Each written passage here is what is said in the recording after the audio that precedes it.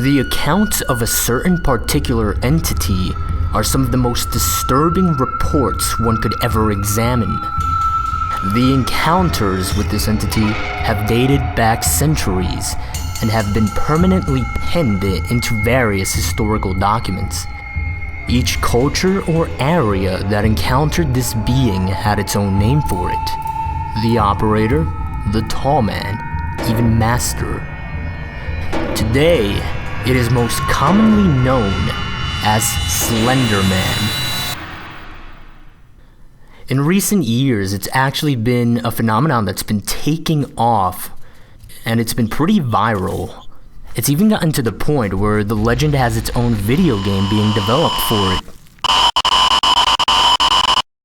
However, its presence in history is certainly undeniable. There are many recorded accounts documenting encounters with this entity. One such disturbing account, stemming from a German journal dating as early as 1702, writes, "My child, my Lars, he is gone, taken from his bed. The only thing that we found was a scrap of black clothing. It feels like cotton, but it is softer, thicker. Lars came into my bedroom yesterday screaming at the top of his lungs that the angel is outside. I asked him what he was talking about, and he told me some nonsense fairy story about the tall one. He said he went into the groves by our village and found one of my cows dead, hanging from a tree. I thought nothing of it at first, but now he is gone. We must find Lars, and my family must leave before we are killed. I am sorry, my son. I should have listened. May God forgive me." Despite different cultures attributing different names to this being, all descriptions of it share some very common traits. The Slender Man is described as being a tall man. In many reported experiences, it is said to have the appearance of wearing a black suit and maybe even a tie. Now, there's an important distinction to be drawn here. If this being indeed wears a suit, it can be concluded that it has an awareness and some sort of intelligence. However, if it does not, and it just seems to have the appearance of doing so, then it's hypothesized that it has a natural ability to merge in its surroundings, and in this case that would be with our society, our culture. It may be why this entity has even been evasive for so many centuries, despite an ever-evolving and ever-changing culture. It is also reported as having no eyes, no mouth, no hair, and no distinguishable facial features. Different reports describe it as ranging anywhere between 6 to 15 feet in height. Its behaviors vary from report to report. It has reportedly stalked victims, in some cases for years. Psychological torture is a common tool this being employs, though any definite particular reason as to why it does what it does is anyone's best guess. The only general certainty that can be drawn from this entity's behavior is that it is malevolent.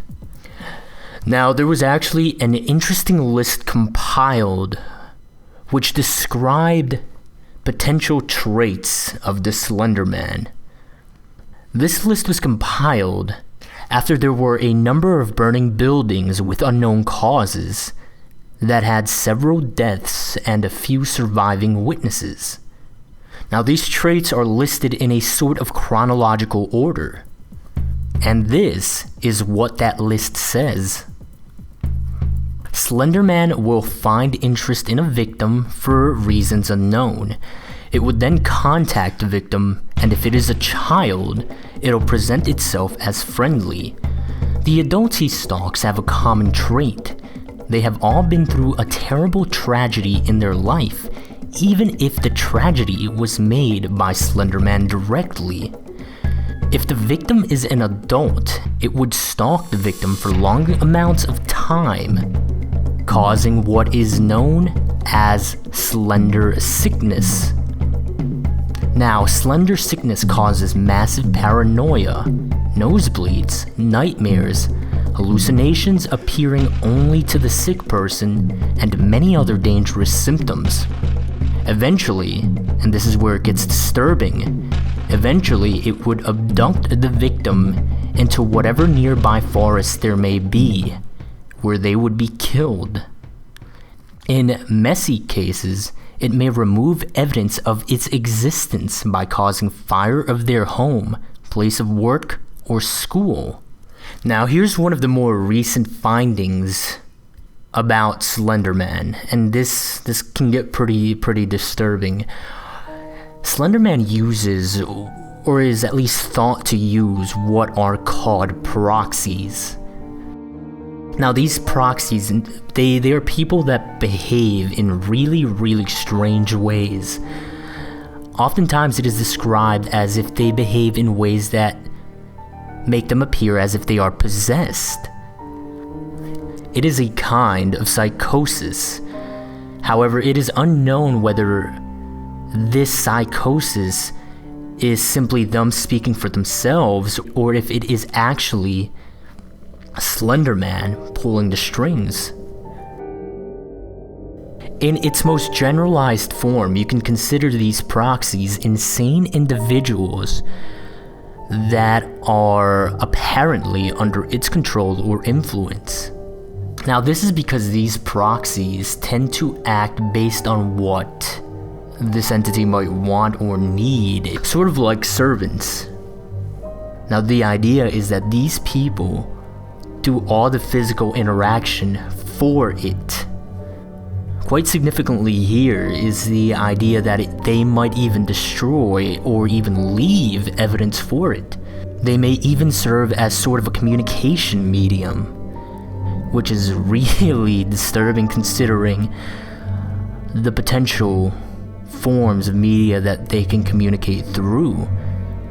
Because this includes creating any sort of electronic media to communicate with whomever they might feel the need to.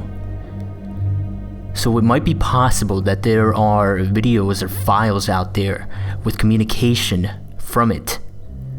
This idea, it kind of brings you as close as possible to this, as directly as possible as you can get.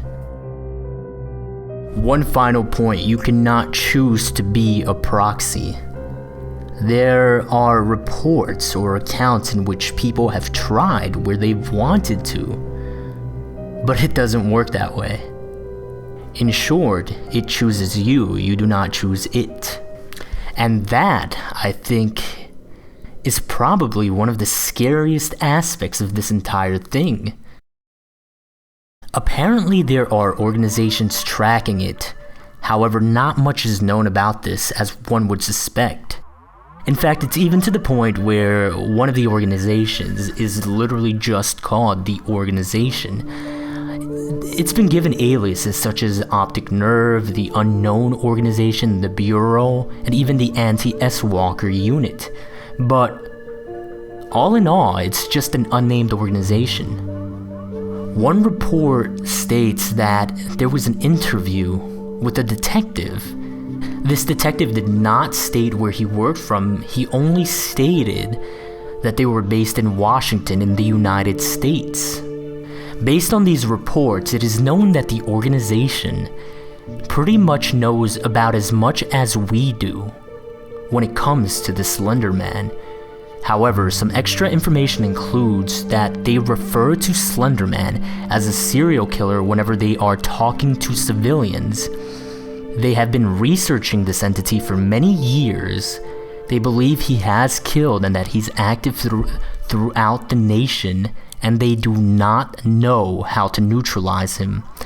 But beyond that, there is very little known about this organization. There's actually another very interesting foundation that very little is known about. The foundation itself is called SCP. This foundation's initials stand for secure, contain, protect.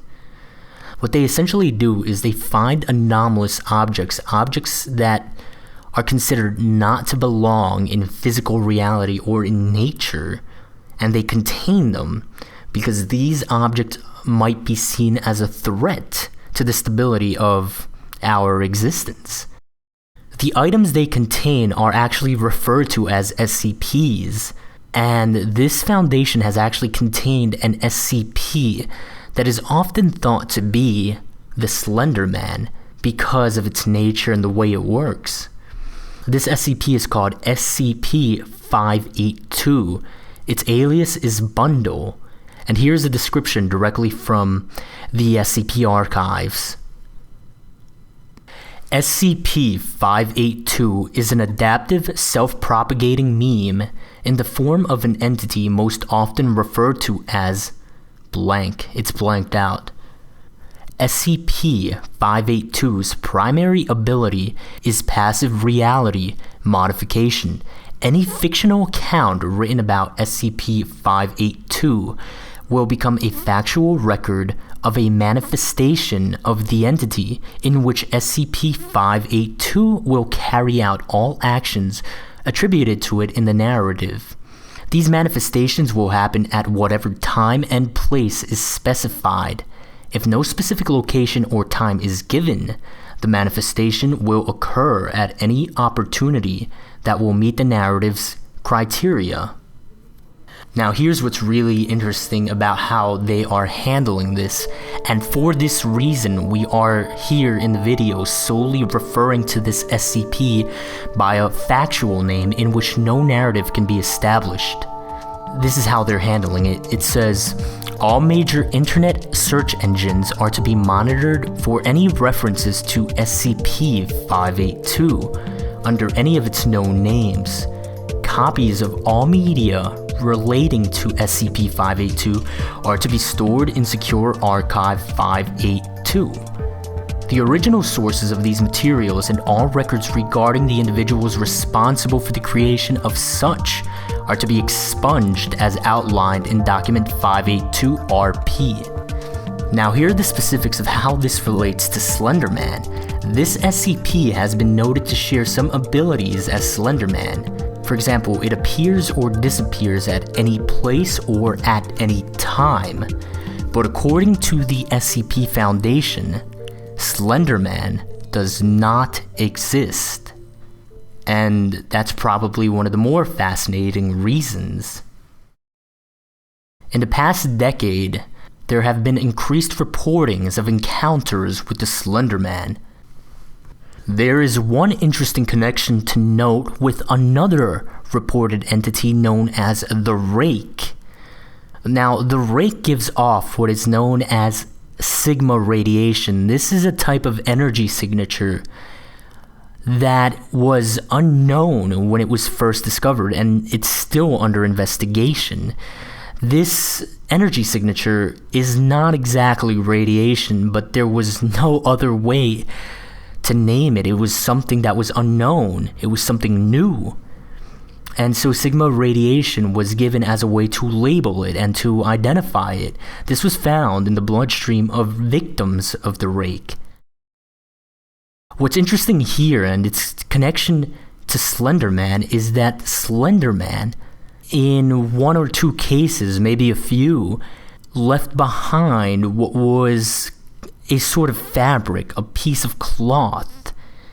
And this cloth gave off that very same energy signature. Now, more information will be compiled for a future summary video of what the Rake is. But because of all of this, it is thought that there is some relation between the Slender Man and the Rake. There have even been mentions of a modern cult